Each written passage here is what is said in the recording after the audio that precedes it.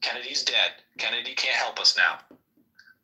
What's much more important is that we understand the principles that we're going to stand on, and the first one is the consistent and uniform enforcement of law. That's what all civilization stands on. The thing is, though, in terms of communication, the Marshall Rankin explanation of go local, knock on your door, I've tried to do that. Anyways, the point is YouTube and mass communication ends up being global. That doesn't matter if somebody in Pakistan finds out that you're trying to run as a Republican or a Democrat or whatever, or libertarian. You can do that, but I mean, the whole thing is, I think people have to realize is that the Federal Reserve, what they really do is mass communication hypnosis. And all of these agencies, the IRS, the Federal Reserve, the NSA, the CIA, they're all just communication organizations until somebody pulls a fucking trigger. And then it becomes something much, much more. It becomes much, much more real. The house is on fire at that point. So, I don't know, like, I just think that people are disconnected from the ledger, and the past 20 years has flushed us down the toilet beyond belief, and no one knows how bad this turd smells and how big the fuck. I don't know how deep that toilet bowl goes, but it's supposed to be the other way out. We're not supposed to be flushing down a toilet as a country. I mean, I don't know what Trump can do or what he's gonna do, but I think he needs to go like thermonuclear. No, it's not. We should not. Okay. Again, I'm about to wrap things up. Let's be clear. We are wasting. You will not come to a room with Diogenes Spooner, certainly, and hear any allowance for conversations about what we need political representatives to do. They work for you. It's what you need to do through them, fine. But you need to goddamn do it, motherfucker. I don't want to hear any goddamn things about what Trump needs to do. Shut the fuck up. Trump is not going to do any goddamn thing for you because you can't hold him accountable. And if you can't hold someone accountable, they won't do a goddamn thing for you. So, to be clear, it doesn't fucking matter what Donald Trump is capable of. You cannot hold him accountable, and you've proved it because he's lied to you again and again and again and again. So get that fucking idea out of your head. It's not going to happen. It's a waste of fucking time. Lao Tzu is right. Our collective efforts should always produce a surplus. There should not be a national debt. The national debt is all the evidence that you need that the people who are responsible for financial, fiscal, economic policy in this country are enriching themselves and leaving you with the fucking tab with nothing to show for it. It's not going to be resolved by Donald Trump. It's not going to be resolved by Scott Besson. They're trying to figure out a way to reset the system and continue to own all of the real commodities, all of the real assets, to continue to enrich themselves, to continue to plunder the entire fucking planet. Completely in defiance of the rule of law. Completely in defiance of the consistent and uniform enforcement of the law. Completely in defiance of ideas of fairness and justice that you're fucking crippled with because you're afraid of violence.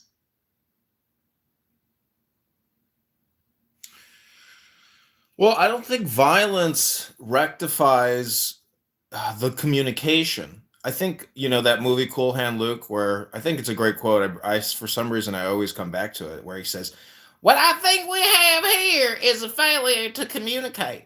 So I don't know if working on the communication solves the problem. You misunderstood that scene. Because that scene is a joke. He's mocking him.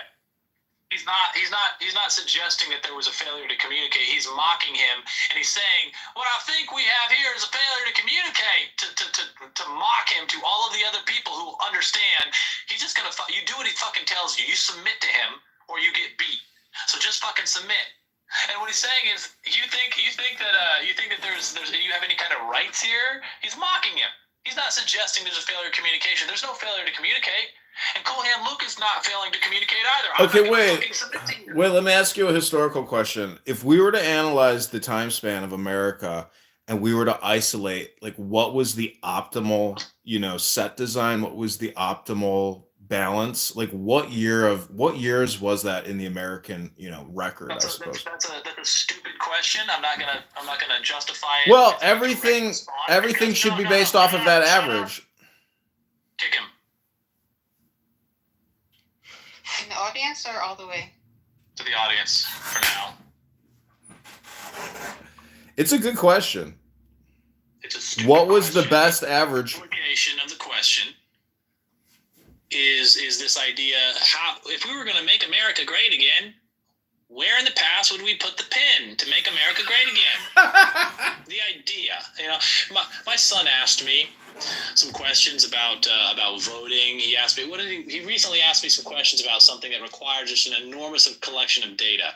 I regularly talk about statistics and things like this, and the faults therein. I forget what exactly it was we were talking about, but the bottom line is he's asking me, Dad, why do you disagree with this number? And I told him, because you're never going to be able to collect data at that scale and have certainty that it is correct. There is going to be a massive margin of error.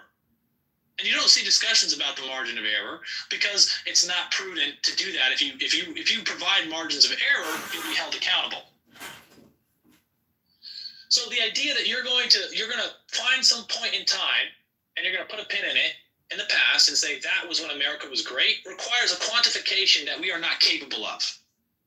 It is a waste of time. It is a waste of conceptual resources to try and imagine, with our limited capacity, our limited experience, our limited lifespan, to say when in the past is the best place that we should look back longingly to. It's just so fucking fatalistic and dead. It's a waste. It's a stupid fucking question. Don't think about where in the past were things better. Let's try to rigidly enforce things in the past because we live in an ever-changing, ever-evolving world. We have technologies that they could not have conceived. I mean, there's so many things. There's so many good reasons. We have to live now, here, locally, in our communities, and we have to demand, first and foremost, a consistent and uniform conception or enforcement of law, because the conception of law is the foundation for civilization. That is a tool that we have that we can use to enter into a social contract, and when it is consistently and fairly and uniformly enforced, helps us definitively understand who our friends and who our enemies are. When we are being cheated, when we are being exploited, and when we are being prospered.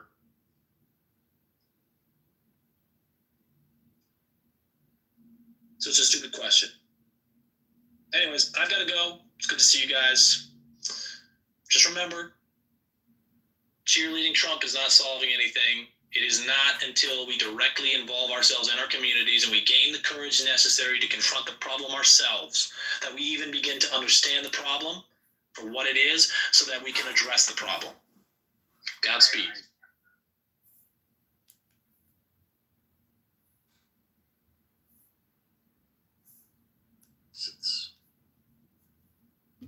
I don't have really any plans.